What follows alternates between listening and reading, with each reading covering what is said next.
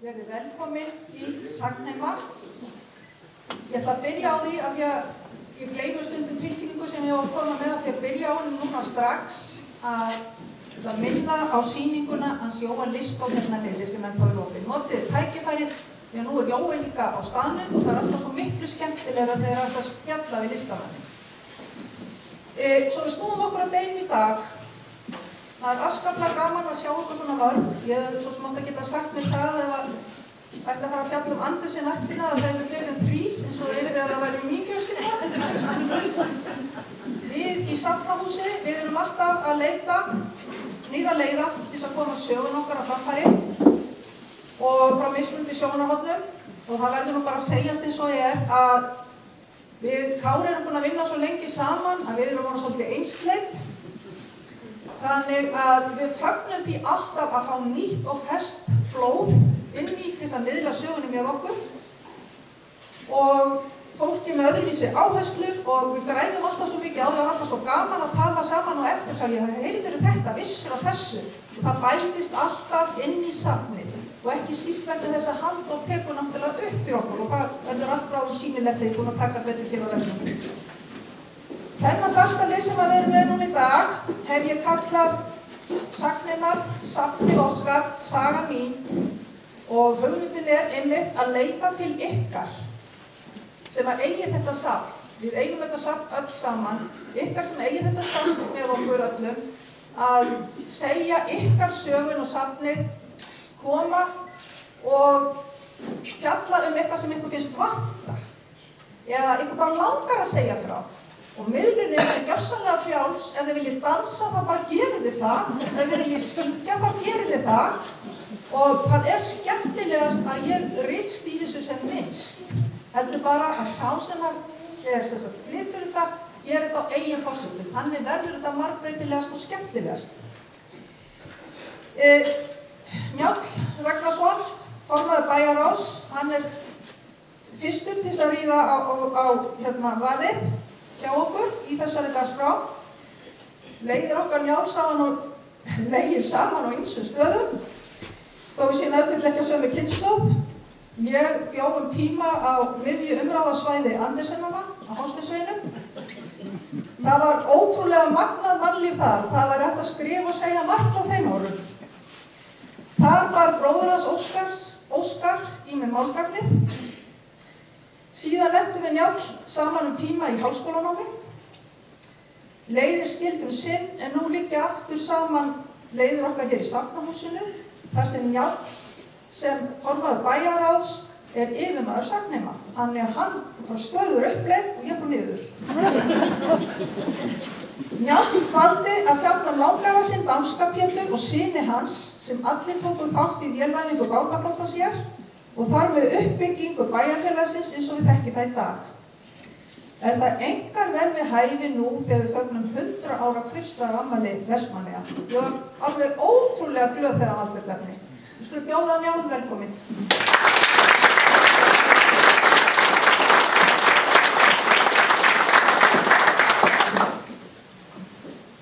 Komið sæl.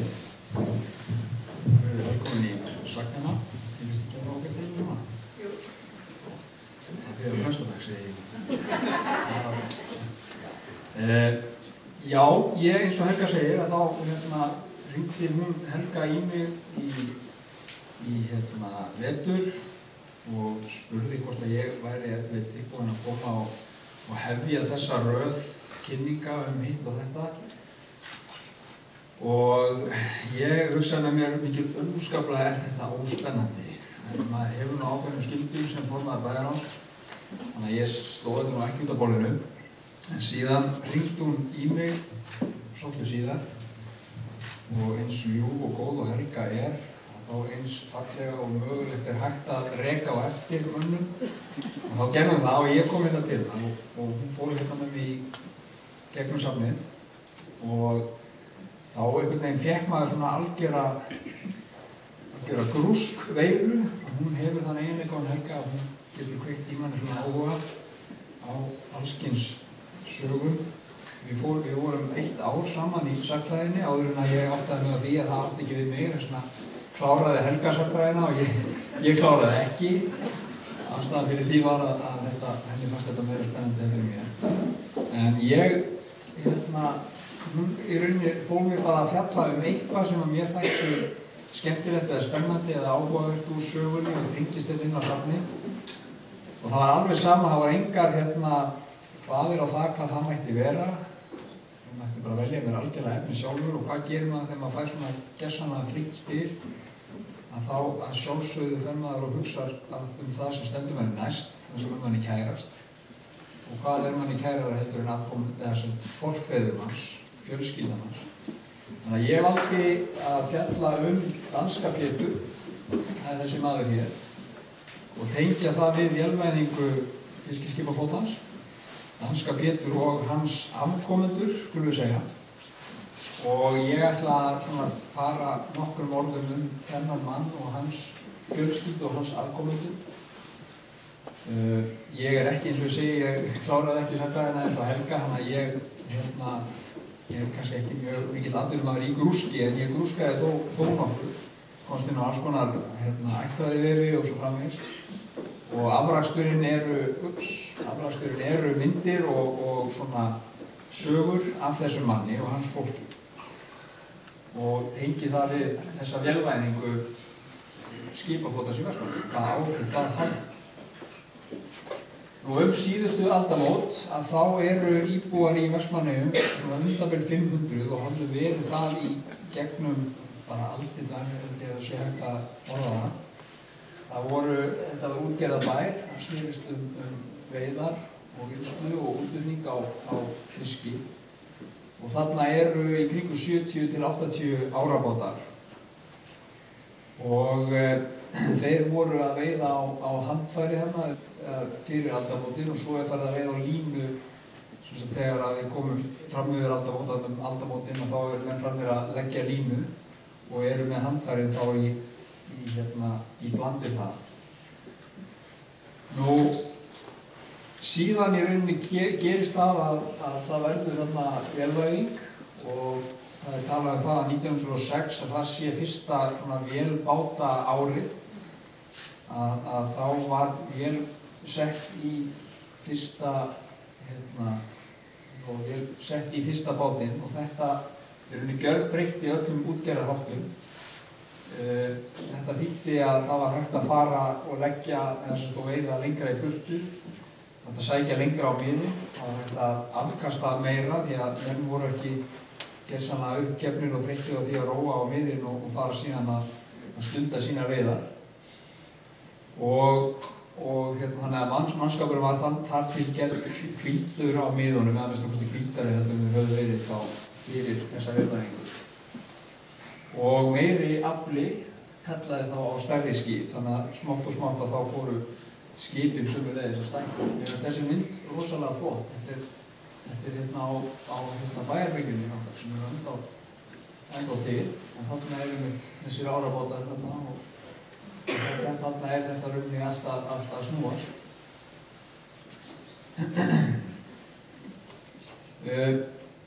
Þá komum við að þessu manni. Þetta er Hans Pétur Andersen, eða Hans Peter Andersen. Og hann er fæddur í Friðrikssund í Danmörku 30. mars 1887 sem hann býðir að afmælisdagurinn hans í dag. Og það var ekki planað hjá okkur heldur. Þetta kom bara í ljós. Pabbi hans hét Karl William og var fæddur 28. febrúar 1866. Hann var bátasmiður og sjómaður og aðal bátasmiður í Friðrikssund. Giftur Annette Andersen sem var áður Kristjánsdóttir og þau eignuðust 11 börn. Og Karl, faðir danska Péturs, hann lést við Kristiansand í Noregi ásamt syni sínum sem hét Jörgen. Það var 15. janúar 1934 þegar þeir voru að flytja skip sem þau voru að smíða, voru að flytja það til Íslands og fórust við Kristiansand í Noregi. Hans Pétur hann kom fyrst til Íslands árið 1906 þá við Danverksmiðjurnar, vélverksmiðjurnar og bjó fyrst á Brekku í Mjóafirði. Það konan hans, hún var Jóhanna, sem það hún var fyrri kona hans Péturs, og hún hafði komið hérna til Vestmannaeyja, var hérna í Vestmannaeyjum úr Rangárvallasýslu, hafði komið hérna til Vestmannaeyja sem vinnukona með móður sinni og var send á Mjóafjörð, Brekku á Mjóafjörði, þarna sama sumar og Pétur kemur til landsins. Þannig að þeirra leiðir liggja saman þarna á Mjóafirði á 1906 og síðan koma þau hingað 1907. Og fyrstu árin í Vestmannaeyjum og þá byggu þau hjá Margréti og Guðlaugi í Gerði og ég sá í riti sem heitir Við ægistir að þá annátt ársins 1955 þegar hann lést og þá segir að hann hafi gengið undir nafni Danski Pétur og það með fullri virðingu. Það var ekki eitthvað, þá væntanlega ekki eitthvað sem honum leiddist. En síðan var Pétur, hann alltaf var vélstjóri og formaður og var einn af þeim fyrstu sem sótti sér skipstjórnarmenntun árið 1918, fullveldisárið. Þetta er mynd af Skógarfossi og það var fyrsti báturinn sem að Pétur eignaðist. Hann var vélstjóri á Friðþjófi, hann var fyrir 98, sem var 7,53 tonna kúter og 8 hestafla vél. Formaður á þeim báti var Friðrik Svipmundsson frá Löndum og síðan var hann á plássi á Lunda, var 541, þar sem hann byrjaði sem mótoristi en var síðan formaður svo meðeigandi á þeim skipi. Hann var 12 vertíðir á þessum bátum áður en hann festi kaup á þessum bát, Skógarfossi, og það var á 1920. Og Skógarfoss var fyrsti báturinn sem að smíðaður var í Evrópu og fluttur síðan siglt hérna til Íslands. Þá kom hann í samfloti með 2 öðrum bátum, það var Lagarfoss og Ari. Þannig að þetta voru fyrstu 3 bátarnir sem voru smíðaðir og svo fluttir til Íslands. Og þetta er náttúrulega glæsilegt skip. Pétur var formaður í 20 ár, nærri 20 ár, og var aflakongur 1924 þegar hann var á Skógarfossi. Og auk þess að vera formaður þá sá ég það einhvers staðar að hann sigldi inn fyrir Eiðið að sækja vörur í fraktskip. Og slíkt reyndi á útsjónarsemi og þolinmæði skipstjórans, var þetta orðað.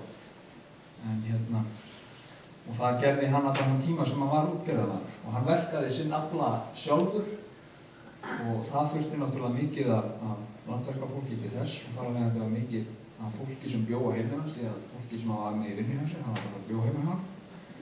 eins og var að gera þetta í dag.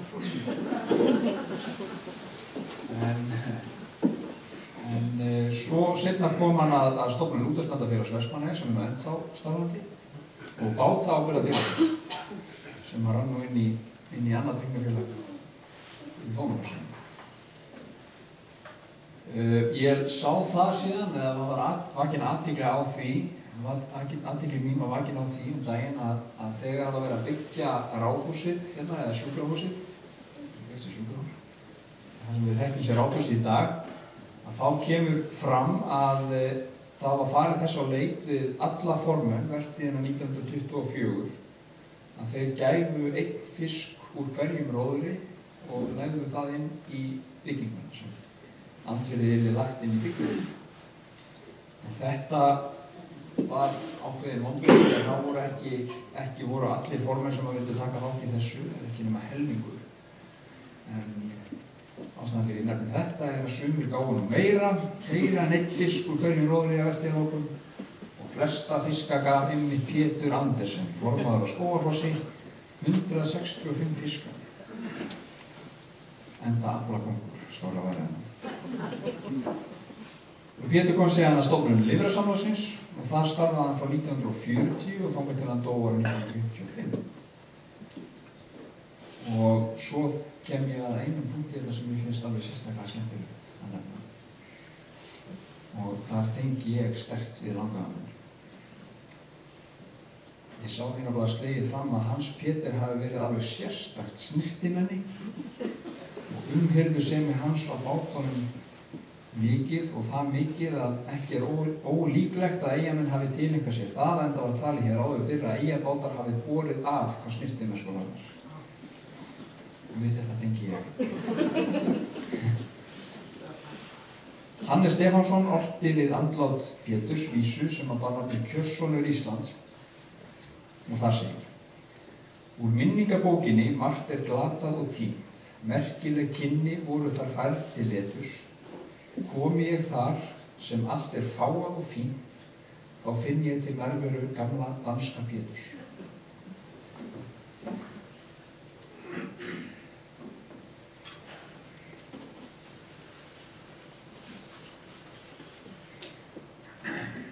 Ég var daginn, þá var ég að koma hérna inn á safn og sá að það var búið að setja miklar keðjur hérna fyrir utan. Og hann nú í salnum maður sem er ákveðinn á því, Theodor. Og ég var ofta fór að velta fyrir hvaða keðjur þetta séu. Eitthvað keðjur þessi lágu hérna inn í botni og þau voru bundnir á ból. Ekki rétt, Theodor.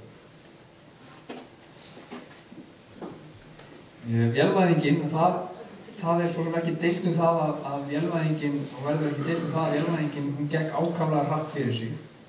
Og fyrsta ár vélvæðingar, eins og sagði hérna í upphafi, það var á 1906 og þá voru 3 vélbátar í Vestmannaeyjum. 2 árum síðar voru þetta 39 og 1913 voru þetta 60. 1930 voru þessi ára 97 sem mesti fjöldi báta sem átt heimahöfn í Vestmannaeyjum fyrr og síðar. Og þetta gerist þarna á 20 ára tímabili. Þetta fyrsti vélbáturinn borgaði sig upp strax eftir fyrstu vertíðina. Það var búið að borga vélina og útgerðarkostnað og mannalaun og það var afgangur meira að segja. Þetta var eftir fyrstu vertíðina, þannig að það var ekki nema að vona að menn sáu sér hag í því að setja vélar í þessa báta. Vélvæðingin hafði síðan í för með sér meira aflamagn. Það spurði mikla vinnu sjómanna við að komast á miðin og auðvelduðu störf þeirra og aflinn fyrir vikið margfaldaðist. Og aukið aflamagn, það krafðist að sjálfsögðu aukinar vinnu í landi, aukins vinnuafls í landi og þar að þetta var mikil eftirspurn eftir landverkafólki. Og eftir því sem bátunum fjölgaði þá var meiri eftirspurn eftir sjómönnum sömuleiðis. Og alls konar störf sem að urðu til í tengslu við þessar vélar og þessa vélvæðingu flotans, veiðarfæra, þjónustu og svo framvegis.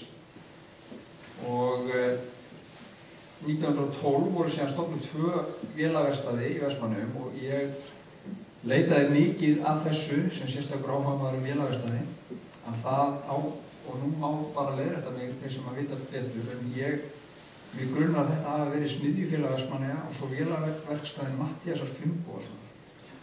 Ég held að þetta sé, ég vona að þetta sé rétt hjá mér, ég vona að það sé ekki komin um þau, þó að þessi síðan runnu þau nú saman nokkrum árum seinna.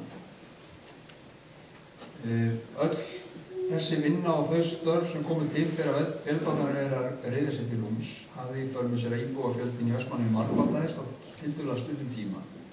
Og þannig var íbúafjöldin það bil 550 manns upp úr aldarfjörðum, en 10 árum síðan eru 1300 manns sem að búa í Vestmannaeyjum. Og á 10 ára tímabili að þá þrefaldast íbúafjöldin í Vestmannaeyjum.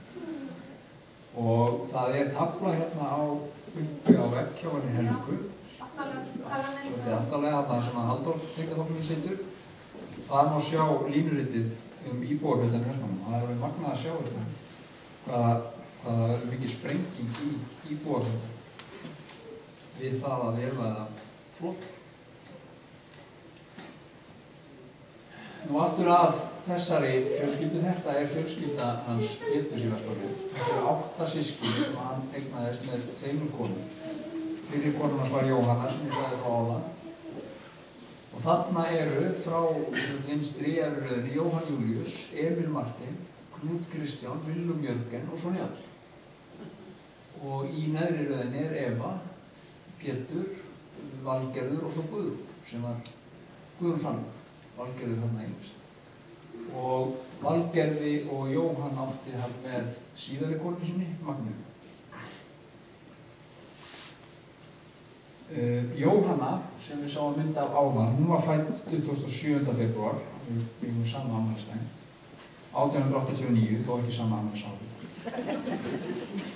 Og hún lést í nóvember 1934 og það er sama ár og pabbi Péturs og bróðir hans fórust í Kristiansand í Noregi.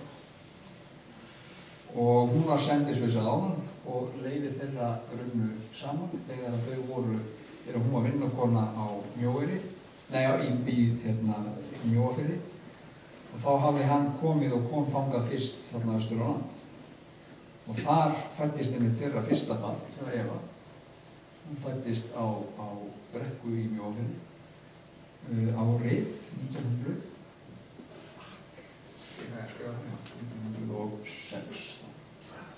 eða 7.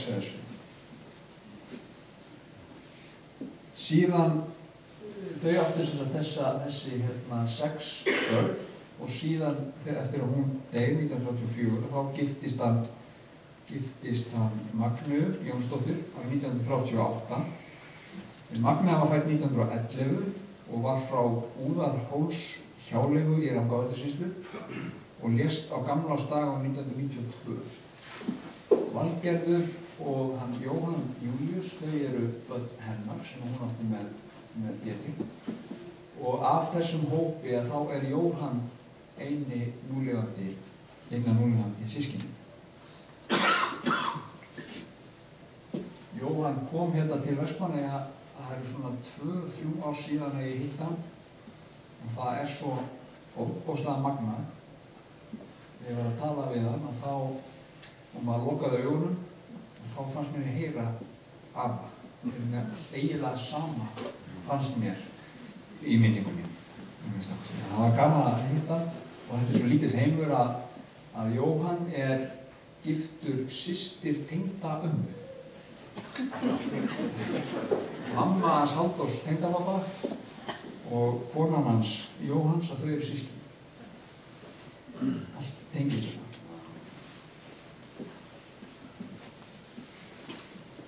Allir þessi drengir lögðu sjómennskuna undir sig. Utan að hafa.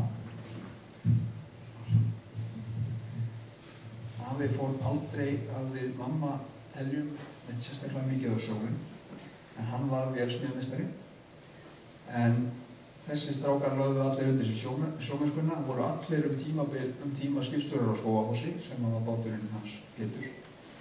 Willum hóf formannsverðið Finns inn á Bóða 1934 og Emil var á Metu og síðan keypti hann skip sem var skýrt í höfuðið á pabba sinni, danski Pétur, og við ættum nú flesta minn eftir. Og þarna voru allir á sjó nema Njáll. Og það var ekki leið að smella þessari mynd hérna. Mér þykir mjög vænt þessa mynd. Þú vilti bara aldrei að sé það.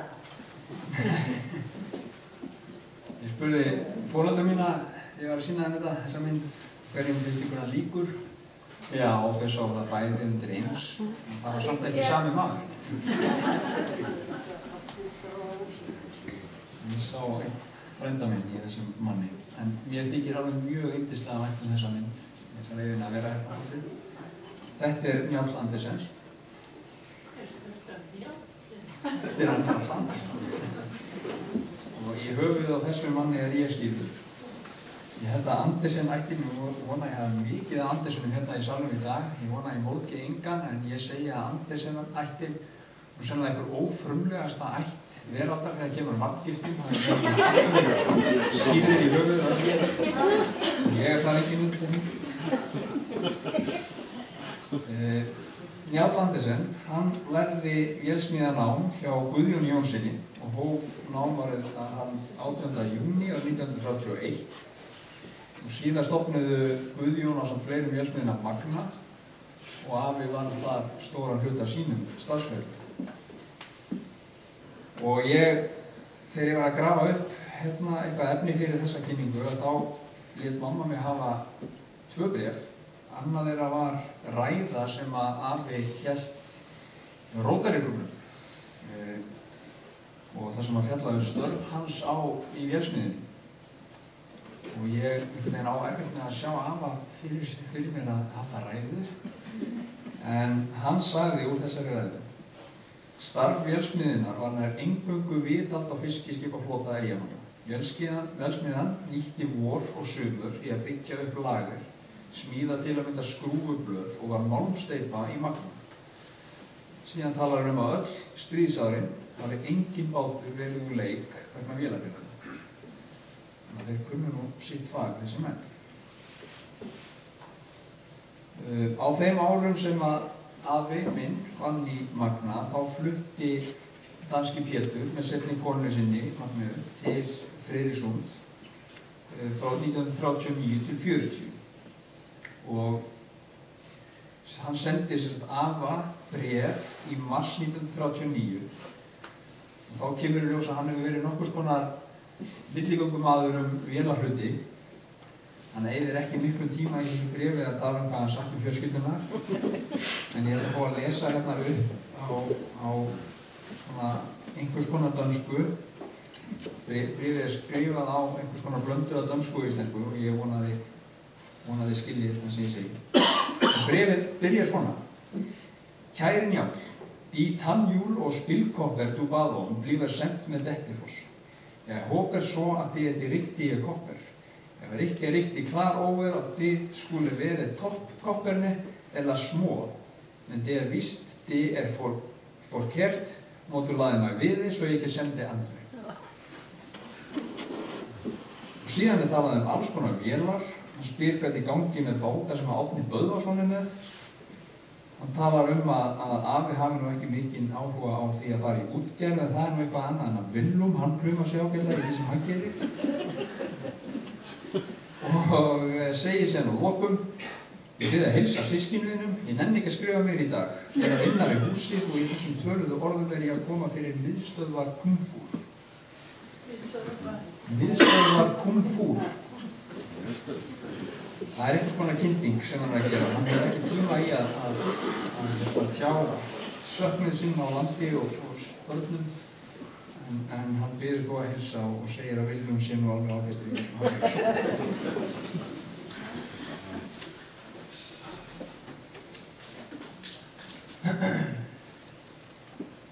Og hérna komum við síðan aðeins nær okkur í tíma og ég ákvað nú að hafa þessa mynd hérna inni. Þetta danski Pétur var frá 423 sem var keyptur af Emil árið 1971 og það er hérna frammi þegar þið komið inn að þá á hún Helga brotið frá því að skipinu var gefið nafn þegar kom hérna 1971. Og þessu haldið hérna í boxi eða í skáp hérna frammi. Framan afgreiðsluna. Það í Sjómannadagsblaði árið 1971 að þá var fjallað tvö ný skip í flotanum og það annars vegar Þórunn Sveinsdóttir og svo hins vegar þetta skip hér, danski Pétur. Og Emil keypti þennan bát og Jóel, sonur hans, gerði hann út, held ég alla tíð, mér skjáttast ekki. Og svo náttúrulega Sjómannadagsblaðið mjög skemmtilegt því að það segir að Pétur rak útgerð alla ævi og að sérstakur hirðumaður bát og verkfæri og hafa synir hans sannarlega erft þann eiginleika hans. Og svo barnabörn og barnabörn. Sjálfsögðu.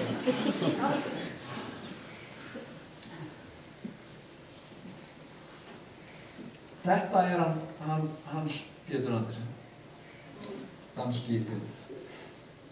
Og eins og ég búinn að fara yfir í fyrirlesti, að þá held ég að eftir að hafa kynnt með þetta allt saman, að þá hafi hann átt ansi drjúgan þátt í því að koma vélvæðingunni hérna af stað, eða að minnstakosti tók hann mikinn þátt í því. Hann hafði þekkingu frá Danmörku sem hann kom með hingað og kenndi okkur hérna sem að þeim sem það voru fyrir að halda við mjög snyrtilegan hátt, það sjálfsögðu, og svona kom með þessa visku sína. Pabbi hans var skipasmiður, þannig að hann hafði þekkinguna sem Íslendingarnir voru svona að koma sér upp, voru að fara af stað með þetta, og þá held ég að það hafi nú verið guðsgjöf að fá svona samlingu suður höfum. Og hann skildi þá eftir sig fjölskyldu sem er samofin útgerðarsögu Vestmannaeyja. Þessi afkomendur hans sem hafa margir hverjir og komið að því að vera í sjómennsku eða í útgerð. Og það var mjög gaman þegar maður var að grúska í þessu að komast að því að þetta var þessi maður gerir sér grein fyrir því svona barna að hversu mikil áhrif þessi maður hefur haft á samfélagið þegar það er að fara úr því að vera vanþróað og í það að þess að þróast áfram að þá kom þessi maður og þetta er virkilega skemmtilegt að skoða þetta allt saman. Ég ákvað að taka og binda endahnútinn á þessa kynningu með öðru erindi úr þessu ljóði sem er ort við andlát Péturs. Þá segir hann að með hreinlegum háttum hann sett á umhverfið svip, syni hvatti til dáða og þörfustu verka og feðgarnir áttu saman hinn fríðustu skip, flotans prýði með örugga drengi og sterka. Ég er alveg til í umræður eftir þetta. Ég ætla ekkert að vera með þetta lengra. Þetta er síðasta myndin hjá mér. Ég vil þakka henni Helgu. Þakka kærlega fyrir að bjóða mér að vera með í þessu. Takk fyrir að pína því þetta. Starta svona endur hengt áhugan á sögunni. Hann var eiginlega hálfinn að mestu. Og svo komst ég að því í vikunni að þú sett að hætta. Við þykir það alveg hrikalega verið. Það verður erfitt að fylla þín góðu verk. Alltaf maður hans það. Og endilega skoðið þið þetta safn. Þetta er mjög skemmtilegt safn. Þetta er safn sem svolítið gleymist. Þegar eftir að eldin var opnuð þá höfum við svolítið gleymt þessu safni. Þannig að það er mjög gaman að vera hérna. Og svo vil ég benda ykkur að sjálfsögðu á að skoða sýninguna hans Jóa hérna niður í Andri. En ég ætla ekki að hafa þetta lengra. Ég takk kærlega fyrir að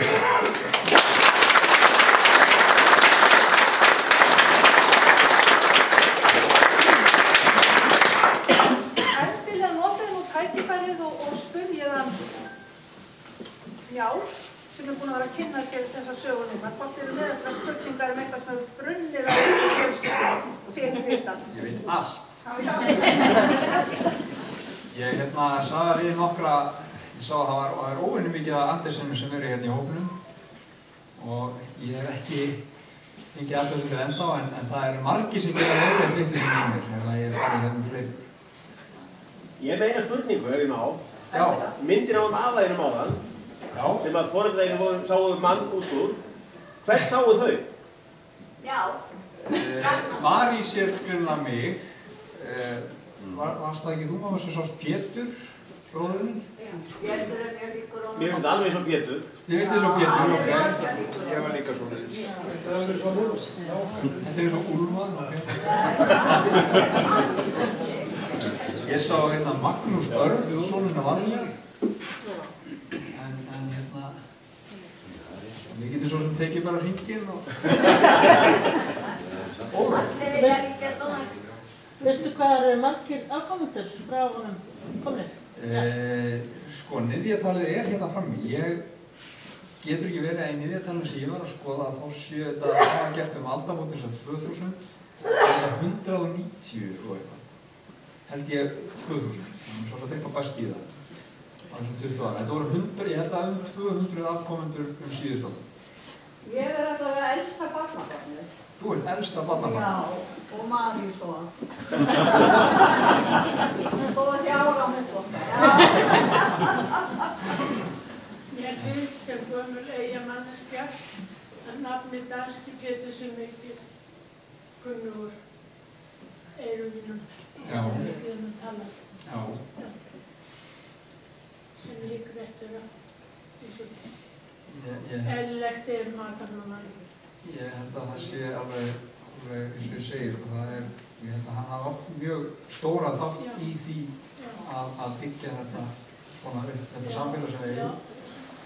Það er pappahjóður eins og móli. Já, ég ákvað það alveg strax og ég byrjaði á þessu að ég ætla ekki að fara að þylja hér Niðjatal hans Péturs, ég geti verið í marga daga að þylja bara í bókinni. En jú, ég held að þetta sé saga þessa manns og hans fólks, að það sé samofið atvinnusögunni. Ég rauði alveg að spyrja þarna og sagði að hann hefði flutt út aftur 89 og 40. Já. Koma svo aftur hingað. Já, svo kom hann aftur. Hann endur hann úti í stríðinu. Já, hann kemur inn aftur bara skömmu eftir að stríði byrjar. Já, þá kemur hann hérna heim. Og þá fer hann að starfa hjá Lýðræðissamlaginu. Já, það er svo sagði byrja. Já, vann ég á Lýðræðissamlaginu og þangað til hann dó árið 1955. Þannig að hann fór í rauninni út með síðari konunni sinni þarna 1939. Í kringu 38-39 sinni. Og hann hefur verið, og þeir hafa verið greina að Afi hefur verið að panta hjá hann alls konar vélarhluti. Spilkoppa og tannhjúr.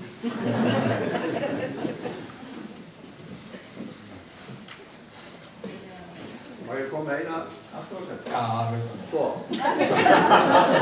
Jóhann og Valgerður, yngstu börnin, Péturs, þau eru eiginlega skyldari þér heldur en hinn. Því að Magnea, hún var nátengt okkur. Þannig að þú ert bæði frændi Valgerðar og Jóhanns í móðurækt. Og líka föður. Og svo eins og ég sagði áðan, sko, svo Jóhann giftur henni Sofíu sem er systir tengdaömmu. Þannig að ég og Jóhann erum eiginlega bara sami maður. Gæti þetta passa mynd af honum? Gæti þetta passa mynd af honum. Þessi fjölskylda, þetta er glæsileg fjölskylda, veist þið? Þetta er glæsileg fjölskylda. Það er mikið af glæsilegu fólk. Ég hugsa að ég sé síðasti maður sem var með honum hafa. Já, er það? Já. Við vorum saman í Lýðræðissamlagi og bíllinn bilaði. Hann vildi lappa heim og hann var í Hartvíkur. Og við lögðum á stað og stoppuðum bröndi hjá Malla og það settist hann á vegginn og ég spurði hann hvort þau ekki fara inn og ná í Malla. Nei. Ég ætla að halda áfram með þetta. Og við löpum allavega upp á Hástíðu og að Sólbakka og hann fór inn, settist í stólinn og dó. Já.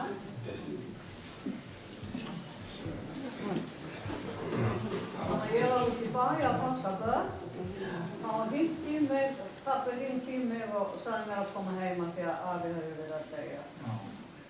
Og þótti það til hýrlegt að væri heima hjá sér. Ég langar aðeins að koma inn með eina ábyrningu til því. Já. Mér var svo gleyminni. Það er vegna þess að pabbi Danska Péturs og bræður sem komst inn á áðan ráku skipabræðstöðu Friðsund. Þau framleiðu oppanna vélbátaflota Vestmannaeyinga. Af því Gísli Jónsson var umboðsmaður fyrir þessar skipabræðstöður og hann var aðalmaðurinn sem seldi bátan í Vestmannaeyjum. Sem seldi bátan hingað. Og reyndar annars á landinu líka. Það var stæðstu sko innflutningur og bátar frá þessari stöð. Og annar, hún smíðaði bróður hans sem hét Jens, hann smíðaði bát undir skipirðuna, það kallast skipirðar í dag, fyrir ofan skýli. Þar smíðaði hann báta. Vélbáta líka. Ég fannst þetta vant inn í það. En ég vil að spyrja að Skógafoss sem kom 24, hann smíðaði þarna á? Alveg pott, það var eiginlega yfir 90% af bátur sem smíðaði fyrir eigamenn. Það var lesssögu eigana að Gísli Jónsson var stórtækastur í þessu. Og þeim voru smíðað þarna hjá þessum bræðurum og pappa. Var pappi kannski hjá þeim þegar hann var að læra í Danmörku? Ég veit ekki það. Nei, hann var í Húnstad. Já, hann var í Húnstad. Þetta er mjög, góður hérna ábyrgur.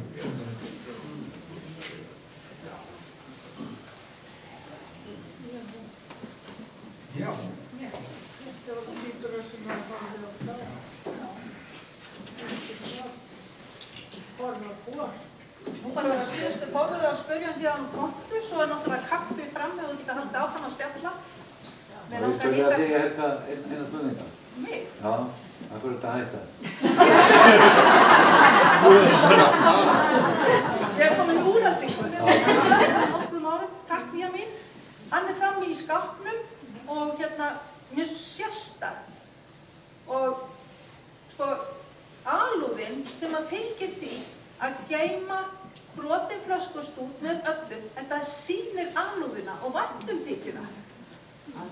Og það var það sem eiginlega mér fannst jafnmikið virði eins og stúdurinn, það var alúðin sem að fylgdi þessu. Og sögugildi. Já, sögugildi og ég bara fann alveg hreint bara áruna í kringum hennar flöskustút. Þess vegna segja alltaf, ef þið eru að færa söfnum eftir að muni, segið þið söguna. Já.